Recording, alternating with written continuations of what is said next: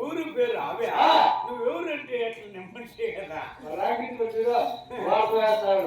రైతు ఉంది ఎంత డబ్బు ఖర్చు పెట్టు కట్టింది అది అంత సులభంగా పడిపోదు అయితే ఇక్కడ ఉన్నావా అంటే నా పేరు నా పేరు బోసుడికే.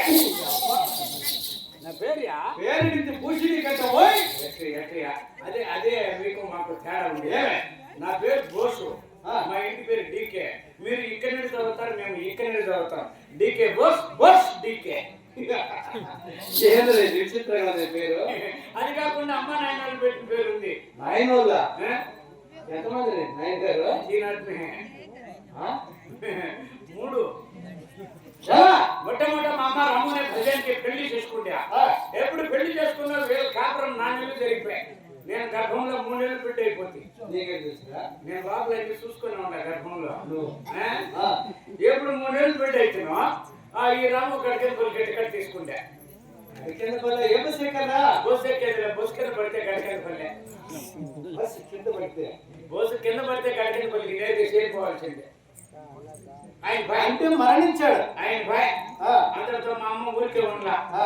మా ఎదురింట్లో స్వామి ఉండే గుడి పూజేది అయ్యో ఆయన పూజ చేసేదానికి పోతా అంటే మా అమ్మ దీపాలకు నూనె వేసేదానికి పోతా వస్తా మెల్లిగా స్వామితో జిజలాటం వేసుకుంటే. జిజలాటం అంటే ఎంతో బేసి కనెక్షన్ ఇస్తే లైట్ మలిసింది చూడు.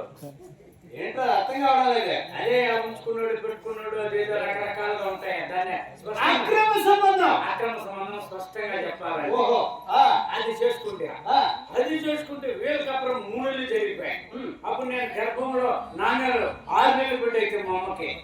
ఇప్పుడు అన్ని చూస్తూనే ఉన్నావు. అన్ని గమనిస్తూనే ఉండాలి. 6 నెలలు బిడ్డ ఇప్పుడు రైతును ఈ స్వామి కూడా గుంటలు కొట్టుగా తీసుకుంటాను. మన ఊరి పక్కన ఎక్కడ లేదు గుంతకల్లో. ఆయన తీసుకుంటే టికెట్ అంటే అతను కూడా మరణించారా? ఆయన అందరితో మా అమ్మ ఊరికే ఉండలా. ఏం చేసింది? ఉప్పు పులుసు తినే మనం ఎట్లా ఊరికే ఉండేది. మా పక్కింట్లో లంగి సాయి ఉండే